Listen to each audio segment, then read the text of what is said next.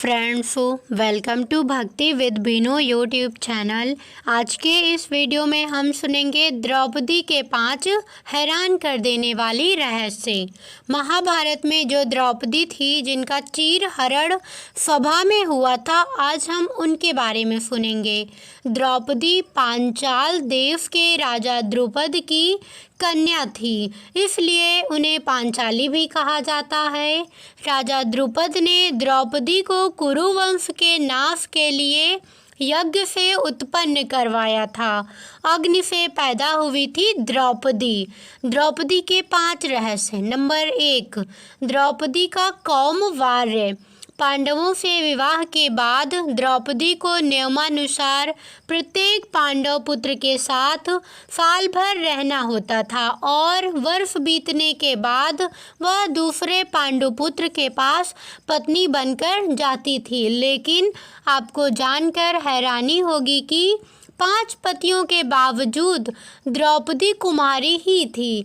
द्रौपदी को वरदान प्राप्त था कि जब वह एक पांडुपुत्र से दूसरे पांडुपुत्र के पास जाएगी तब उसका कौमार्य पुनः लौट आएगा। इस तरह द्रौपदी का कौमार्य आजीवन भंग नहीं हो पाया। नंबर 2, काली का स्वरूप।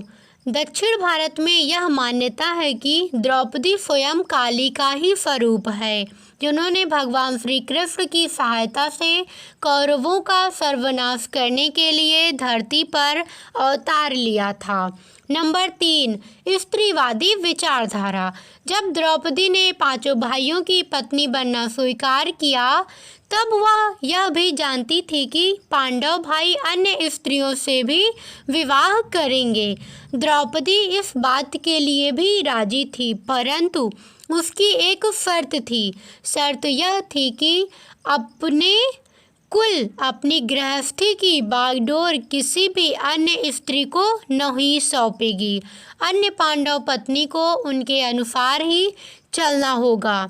नंबर 4, द्रौपदी ने कुत्तों को दिया था श्राप।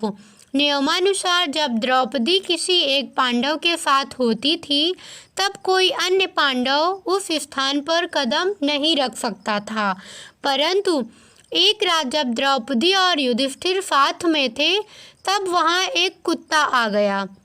क्रोध के आवेग में द्रौपदी ने कुत्ते को श्राप दिया कि वे दिन के उजाले में शारीरिक संबंध स्थापित करेंगे, जिसे पूरी दुनिया देखेगी। नंबर 5, द्रौपदी के सखा कृष्ण। द्रौपदी ने अगर किसी पर विश्वास किया था तो वे स्वयं भगवान श्री कृष्ण थे।